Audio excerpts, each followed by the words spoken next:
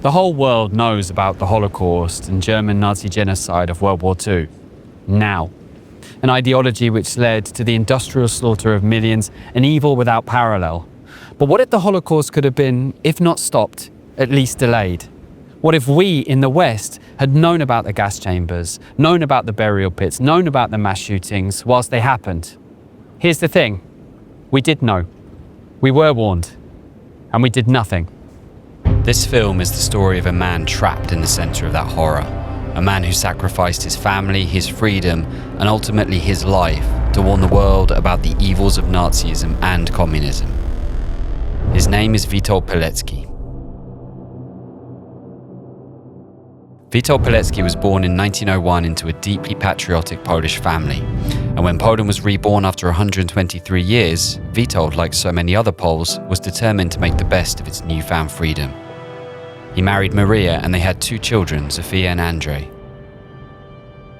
And when his country called, he came.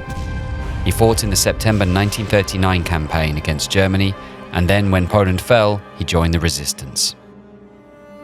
A name kept coming up, Auschwitz. More and more Polish civilians were being sent there, but nobody really knew what was happening. So Pilecki decided to volunteer to enter the camp using an assumed identity of Tomasz Selefinski. Packed into cattle cars with hundreds of other Poles, Pilecki was to have a ringside seat to Adolf Hitler's evil plans to reduce Poland's population from 35 to a few million through starvation, torture, and camps. Blinded by the spotlights, shoved, hit, kicked, savaged by the dogs. We found ourselves in conditions unlike anything any of us had ever experienced. As they jump off the cattle cars, the SS order one prisoner to run and then shoot him. They then shoot another 10 prisoners in punishment for the escape attempt. They're warned that if they last longer than 6 weeks in this camp, that must mean that they're thieves and they'll also be shot. They're marched through the now infamous gates Arbeit macht frei, still unsure of what fresh hell awaits them.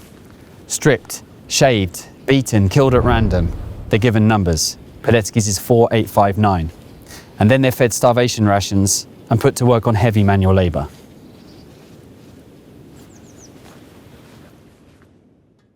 It seemed like a never-ending nightmare. Sometimes, when you had no strength left and there was work to be done, an hour seemed like a century, but weeks passed quickly. Perhaps there was something wrong with either time itself or our sanity. Our sanity was not the same as that of other people back on Earth. The men we were dying. Pilecki immediately started setting up the camp's underground resistance, swearing each member to serve Poland and the underground. They shared food, they tried to protect the weak, they did their best to keep morale up, but nothing could stop the bestiality at Auschwitz. In Block 11, Palich, a particularly enthusiastic torturer, would hunt children. He told girls to run around a closed yard and would shoot them, killing them like rabbits. He would snatch children from their mother's embrace and smash their little heads against walls or stones. A true degenerate, tears and death followed him. Having committed such a heinous crime, he would come out smiling, handsome and polite, calmly smoking a cigarette. In the meantime, the Polish Home Army was quickly becoming the largest resistance organisation in the whole of Europe, a state within a state, with its government in exile in London. Back in the camp, Pilecki decided that conditions here were so bad that it needed to be bombed. He briefed a prisoner who was being released, Tadeusz Burski, with precise instructions to send to London on how to bomb it. In Warsaw, the Polish resistance wrote up the report, stating that, should the prisoners die in the attack, it would be a relief given the conditions. The November 1940 report was smuggled across occupied Europe by a network of Polish couriers, ending up in neutral Spain. By December 10th, it was flown to London, and the request to bomb the camp was put directly to the British Royal Air Force, and was rejected.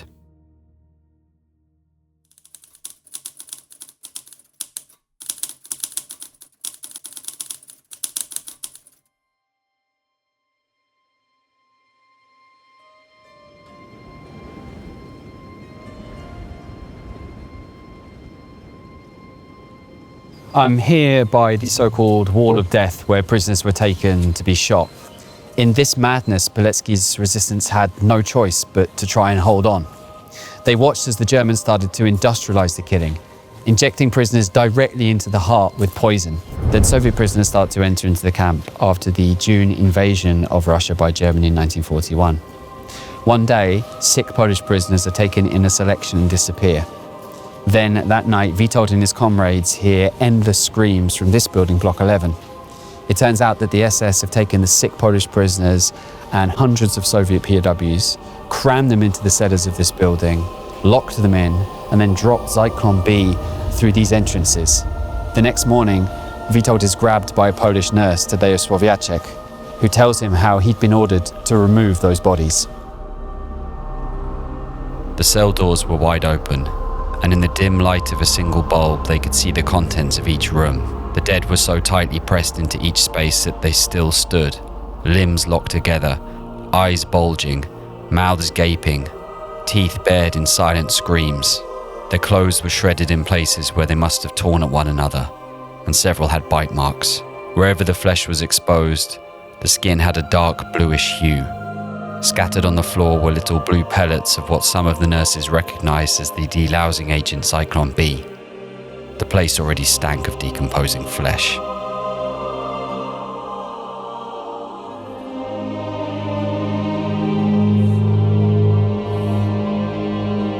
In 1941 and 1942, Pilecki sent out a series of reports, through example through freed prisoners like Czesław Wąsowski, detailing the crematoria here at Auschwitz I, working day and night to burn thousands of Polish and Russian bodies. He also explained how Auschwitz I was being turned at Birkenau into a super complex Auschwitz II, to house first Soviet POWs and then Jewish civilians from all across Europe. He told one prisoner, Vincente Gavron, to escape the camp, explaining that he must tell them about the murder of the Soviet POWs, but the most important thing is the mass killing of the Jews. Pilecki's report on the gassings was put onto microfilm and given to a Swedish courier who travelled from Warsaw to Berlin and then flew to Stockholm, reaching London in late November. It confirmed what the British government were also receiving from their Enigma intercepts about mass shootings in the East, but again was dismissed. The Polish government in exile were desperate to pass on Pilecki's reports and their own wider intelligence to London and Washington. They put together a 750-page book, The Black Book of Poland, with photos and eyewitness accounts of over 400,000 killings. They also released another pamphlet, The Mass Extermination of Jews in German-occupied Poland in 1943. Both publications were presented at the highest levels in London and Washington and met with little reaction.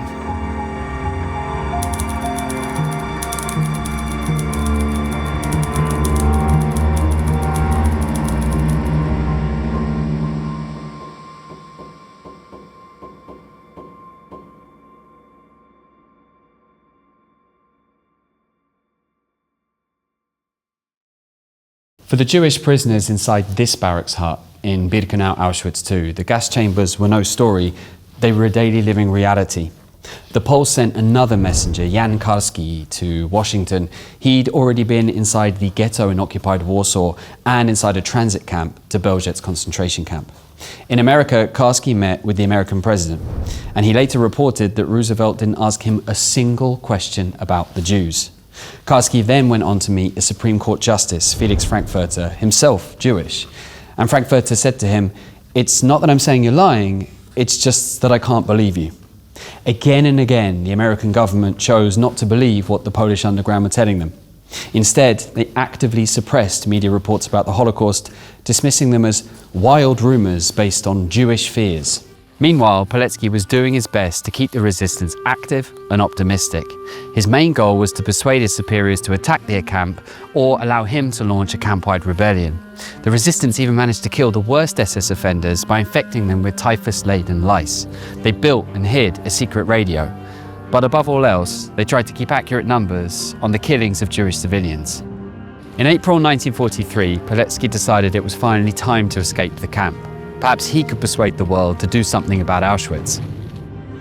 Together with his friends Jan Redze and Edek Ciesielski, he got a job in a bakery outside the camp, using a copy of a key and a wrench, and, almost caught in the act, They ran out into the night with shots firing behind them. Stumbling in the dark, they came to the nearby river and had to get across, but the only boat they found was locked to a bolt.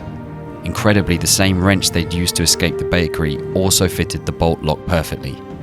They sailed across and ran into the woods.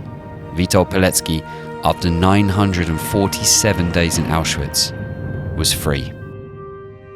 The pines whispered, gently waving their huge tops. Scraps of blue sky could be seen between the tree trunks. The dew shone like little jewels on the bushes and grass. In places, the sun's rays broke through. The silence, far from the roar of humanity, far from men's scheming. What a contrast with the camp in which I felt I had spent 1,000 years.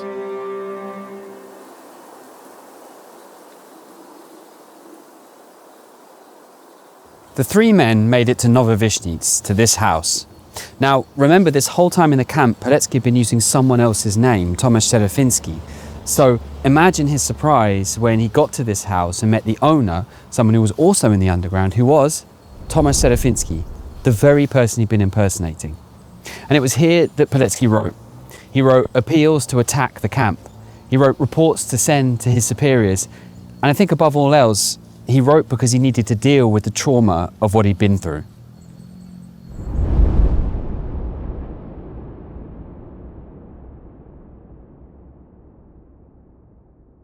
I've come to the Museum of the Home Army in Kraków, Poland, where you can actually see the original report that Pilecki wrote after his escape and learn more about the Polish Home Army's fight for freedom and to tell the world about the Holocaust. It's not an exaggeration to say that Witold Pilecki's first-hand reports about Auschwitz are some of the most important documents of the entire Second World War. They are his eyewitness testimony of man's inhumanity to man. But Pilecki's story doesn't have a happy ending. Poland was taken over at the end of the war by communists. Pilecki went back to Poland to continue the fight and was finally betrayed, arrested, taken to this prison in Warsaw and tortured, and then sentenced to death. Witold Pilecki was shot in the back of the head by communists in May 1948.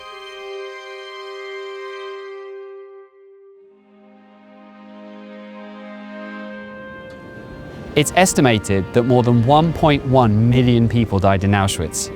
Jews, Poles, Soviet POWs, and countless other minorities. We'll never know how many would have been saved and how many of their children and children's children would be alive today if the world had listened to Captain Pilecki and his brave comrades in the Polish resistance. But one thing we should know by now is that if another Pilecki speaks to us, we should listen.